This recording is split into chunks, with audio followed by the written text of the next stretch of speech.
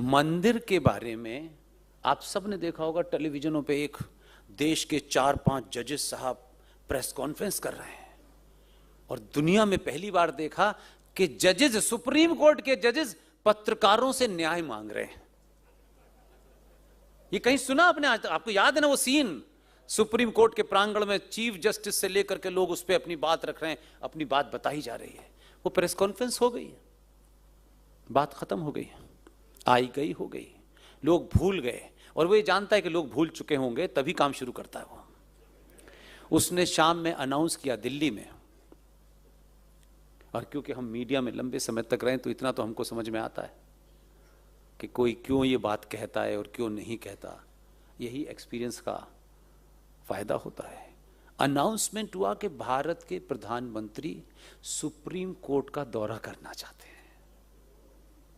अब ये अनाउंसमेंट हुआ तो सैनिटाइज कर दी गई, एसपीजी लग गई, सब झाड़ी वाड़ी, यहां तो कबूतर सब ढूंढा जा रहा है कि कोई कबूतर ना आ जाए, कोई बिल्ली ना आ जाए।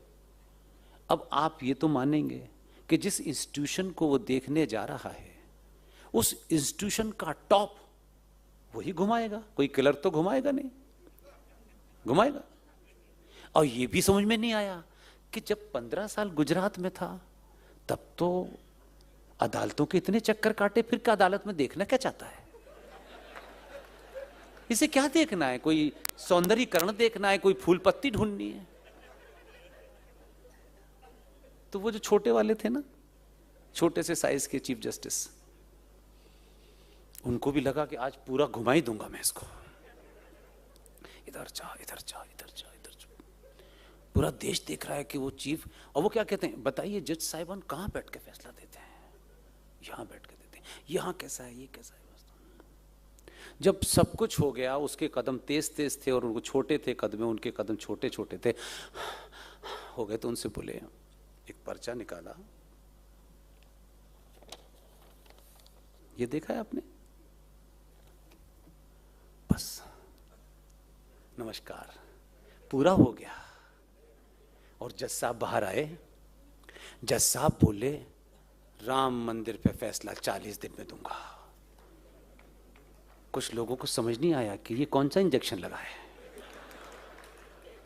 और फिर 40 दिन के बाद फैसला आया, राम मंदिर यहीं बनेगा, यही मंदिर है। मालूम है क्या था? सत्ताएं सिर्फ ऑफिस में बैठ करके नहीं चलती हैं। हमारे पूर्वजों ने सत्ताएं सिर्फ बैठ के नहीं चलाई हैं। जमीन की हकीकत, जो कागज दिखाया था ना, वो कागज उनके दामाद का था। उनके दामाद कहीं किसी राज्य सरकार में जज हैं जो करप्शन में फंसे हुए थे। और देखिए, इसमें ईमानदार है वो। नहीं, उसकी ईमानदारी बता रहा हूं, आप पहले से हंस रहे हो। वो ईमानदारी देखिए उसकी कितनी है। जैसे ही उन्होंने फैसला दे दिया, हम आप भारत माता की जय, हम सब खुशी खुशी घूम रहे थे, लेकिन पीछे का जो होमवर्क है वो नहीं पता किसी को। उसने फैसला देने के बाद निगाह गड़ा के रखी कि ये रिटायर किस दिन होने वाले हैं। वो जिस दिन रिटायर होके तेजी तेजी से बाहर आए और घर पे पहुंचे, वो ये जानता है मनुष्य मनुष्य है, उसमें लालच भी है, उसमें सब कुछ भी है, उसमें द्वेष भी है, उसमें बदला भी है। वो कोई खाली नहीं छोड़ता, पता नहीं कब बहक जाए। बहकने के तो पैसे लगते नहीं है।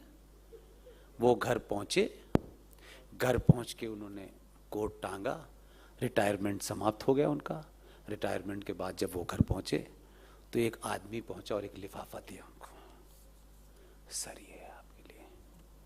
जब लिफाफा खोल के देखा तो लिफाफे पे लिखा हुआ था, भारत सरकार ने देश के राष्ट्रपति से ये आपका नाम प्रपोज किया है कि इस देश में जो 12 गणमान्य नागरिकों को राष्ट्रपति राज्यसभा में भेजते हैं, उसमें आपका नाम भी नामित किया गया है। अब 6 साल तक मुंह बंद रहेगा।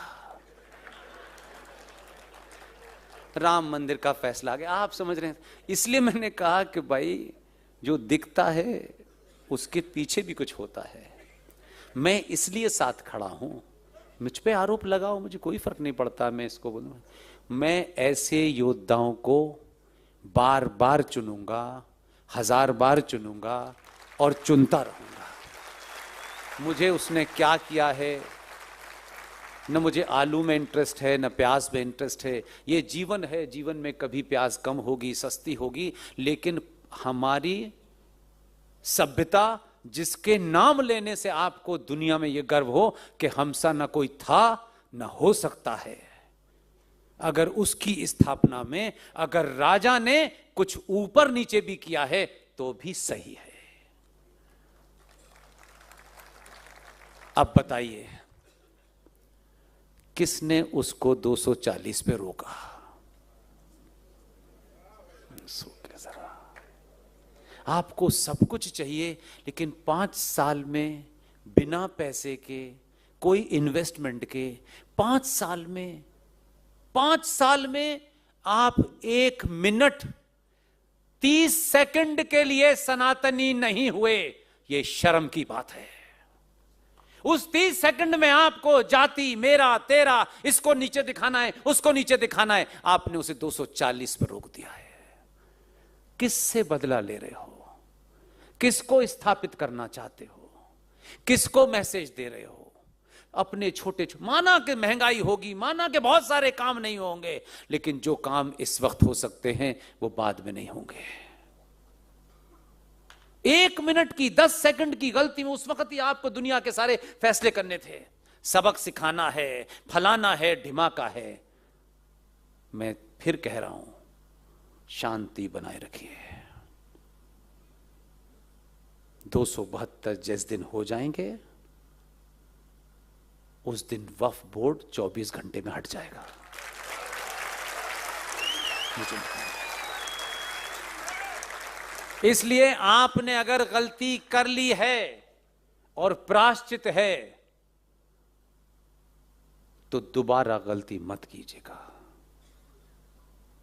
एक छोटी सी गलती हजारों साल तक कितना बड़ा नुकसान करती है, ये हमने हमेशा देखा कि जब जब डिसाइसिव बात हमको करनी थी उसी वक्त हमने इतने सारे सवाल खड़े कर दिए। अगर इतिहास में चचा फूल वाले को प्रधानमंत्री बना दिया गया, जिसको उस अपनी पार्टी के लोगों ने अध्यक्ष नहीं बनाया, वो इस देश का पहला प्रधानमंत्री हो गया। और ये गलत नैरेटिव सेट कर दिया, झूठ बोला कि 15 अगस्त 1947 को जवाहरलाल नेहरू ने शपथ ली थी। जवाहरलाल नेहरू ने पहली शपथ 47 में नहीं ली थी, 2 सितंबर 46 में ली थी। लॉर्ड वॉविल ने उन्हें शपथ दिलाई थी। यह सच्चाई नहीं जानना चाहते आप? उस वक्त भी ऐसे महान लोग थे। वो ठीक है कांग्रेस पार्टी में होंगे, लेकिन कांग्रेस पार्टी आज की पार्टी नहीं थी, वो वाली पार्टी थी। उसमें कैसे महान लोग थे ये इसका पता नहीं लगाया आपने। मैं इसलिए आपको बताता हूं कि बार बार शत्रु को सिर्फ इस वजह से मत देखिए कि वो इधर खड़ा हुआ है। हो सकता है कि वो इधर खड़े होने के बाद भी कुछ बड़ा कर सकता हो।